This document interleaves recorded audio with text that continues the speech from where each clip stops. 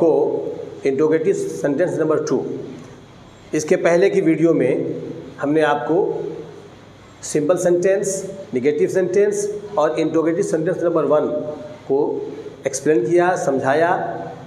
आज की वीडियो में हम आपको इंट्रोगेटिव सेंटेंस नंबर 2 को समझाएंगे, जिसमें वाक्य के अंदर अगर क्या, क्यों, कैसे, कब, कहाँ, कौन कोई प्रश्न आए तो उसको कैसे बनाएंगे, उस सेंटेंस को कैसे लिखा जाएगा, आज हम इस पर चर्चा करेंगे।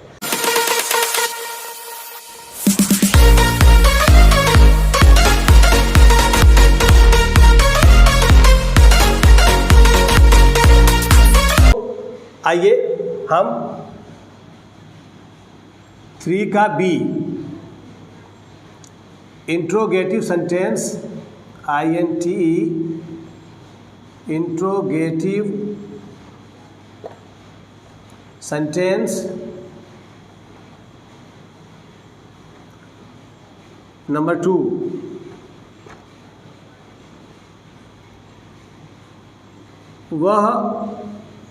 वह प्रश्नवाचक वाक्य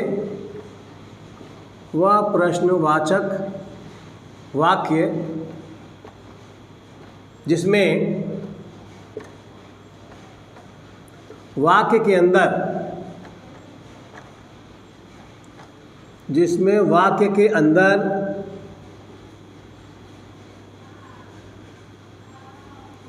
वाक्य के अंदर क्या, क्यों, कैसे, कब, कहाँ,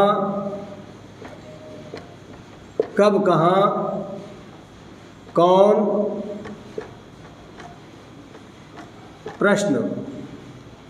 प्रश्नवाचक शब्द आए तो प्रश्नवाचक शब्द वह प्रश्नवाचक वाक्य जिसमें वाक्य के अंदर क्या, क्यों, कैसे, कब, कहाँ, कौन प्रश्नवाचक शब्द आए तो ऐसे वाक्य की बनावट क्या होगी, ऐसे वाक्य को कैसे हम बनाएंगे। तो सबसे पहले नंबर 1 पे वाक्य में आए हुए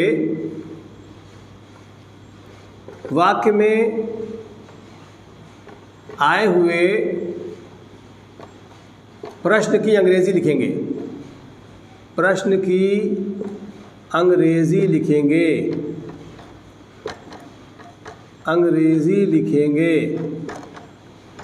मिसाल के तौर पे अगर वाक्य में क्या आया तो व्हाट लिखेंगे, क्यों आया तो वाई लिखेंगे, कैसे आया तो हाउ लिखेंगे। जो वाक्य के अंदर प्रश्न आएगा सबसे पहले वाक्य में आए हुए प्रश्न की अंग्रेजी लिखेंगे।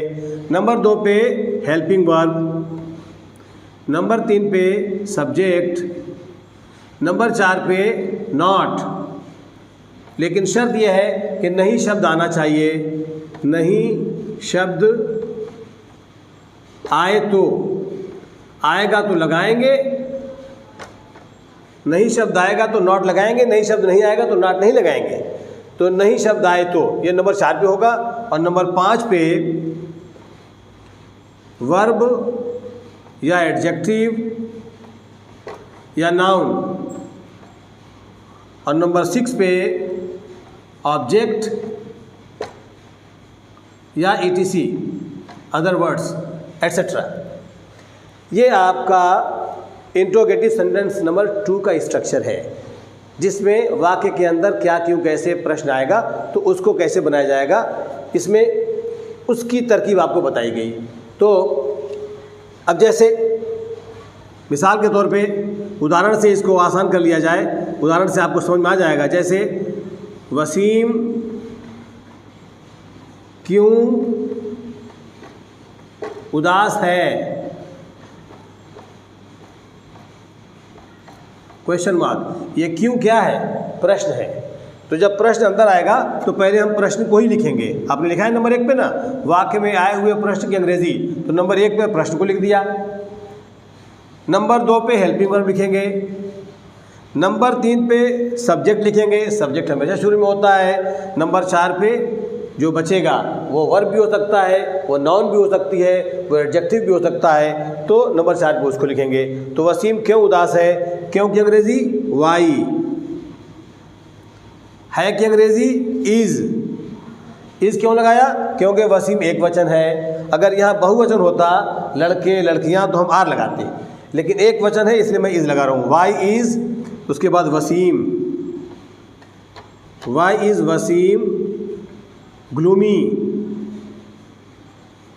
GLOOMY, ग्लूमी के माने भी सैड उदास होता है, या सैड भी कह सकते हैं, SAD sad. Why is Wasim gloomy या वाई इज़ वसीम सैड। तो अंदर प्रश्न आया तो सबसे पहले आपने प्रश्न को लिख लिया, फिर आपने हेल्पिंग वर्ब लिखा, फिर आपने सब्जेक्ट लिखा, फिर आप वर्ब या नाउन या एडजेक्टिव पे आएंगे। अगर कुछ और होता तो उसके बाद लिखते। आइए एक एग्जाम्पल और लेते हैं। एग्जाम्पल के ज़रिए मुश्किल से मुश्किल बातें आसान हो जाती हैं, इसलिए आपको मैं अधिक से अधिक उदाहरण के माध्यम से मैं आपको समझा रहा हूँ, ताकि आपको आसानी से हर सेंटेंस का स्ट्रक्चर और हर सेंटेंस का पैटर्न आपको समझ में आ जाए, ताकि आप आसानी से अपनी बातों को रख सकें। अगर ये स्ट्रक्चर आपने फॉलो कर लिया और इसको आपने बिल्कुल कंठस्थ कर लिया कि सिंपल सेंटेंस का स्ट्रक्चर क्या है, नेगेटिव सेंटेंस का स्ट्रक्चर क्या है, पहले क्या आएगा तो उसके लिए हमें क्या करना होगा, अंदर क्या क्यों आएगा जो हम अभी पढ़ा रहे हैं तो उसका स्ट्रक्चर क्या है, अगर इसको आपने सावधानी से और बड़ी दिलचस्पी के साथ अगर इसको आपने समझ लिया तो आपका 50% problem solve. Your 50% problem is resolved if you understand all these things which I have mentioned today and earlier. So please keep memorizing all these things. तो अब देखिए दूसरा एक उदाहरण मैं लेता हूँ। मैं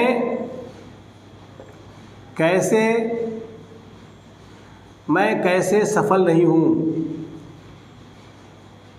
मैं कैसे सफल नहीं हूँ। अब इसमें प्रश्न भी है और नहीं भी है, ये निगेटिव एंड इंट्रोगेटिव सेंटेंस कहलाएगा।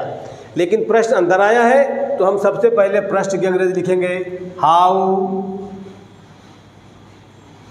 नंबर 2 पे हेल्पिंग वर्ब, हूँ की अंग्रेजी एम होती है तो हाउ एम। नंबर 3 पे सब्जेक्ट मैं है तो हाउ एम आई। फिर नंबर 4 पे नॉट, अगर नहीं नॉट आया तो नंबर 4 ही पे लिखा जाएगा how am I not successful, SUCCESSFUL question mark, how am I not successful. तो वाक्य के अंदर प्रश्न आया और नहीं भी आ गया तो ये इंट्रोगेटिव एंड निगेटिव सेंटेंस कहलाएगा। उसका स्ट्रक्चर आपने फॉलो किया, सबसे पहले वाक्य में आए हुए प्रश्न को लिख लिया, फिर हेल्पिंग वर्ब लिख लिया, फिर सब्जेक्ट लिख लिया, फिर नॉट, फिर वर्ब या नाउन या adjective. One more example please. जैसे बच्चे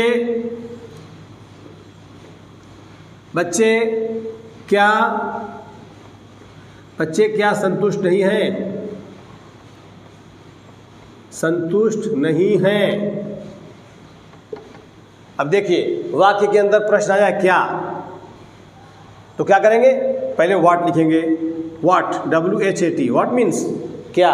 लेकिन क्या कब लिखा जाएगा, जब वाक्य के अंदर आएगा। अगर यही क्या वाक्य के शुरू में आएगा तो हम हेल्पिंग वर्ब से उसका काम चलाते हैं, व्हाट नहीं लिखते। लेकिन क्या अंदर आया हुआ है तो हम उसकी अंग्रेजी व्हाट लिखेंगे। नंबर 2 पे helping verb what are. Number 3 पे सब्जेक्ट, देख लीजिए सब्जेक्ट है चिल्ड्रेन, व्हाट आर चिल्ड्रेन। और नंबर 4 पे not, what are children not satisfied,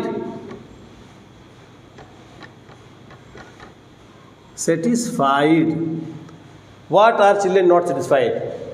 तो ये आपका इंट्रोगेटिव सेंटेंस नंबर 3B यानी प्रश्नवाचक वाक्य नंबर 2 भी क्लियर हो गया। मुझे आशा है कि आपने इस वीडियो में इंट्रोगेटिव सेंटेंस नंबर 2 जिसमें क्या क्यों कैसे कब कहाँ कौन वाक्य के अंदर आता है तो उसको बनाने की विधि क्या है, मुझे पूरी उम्मीद है कि आपने समझ लिया होगा।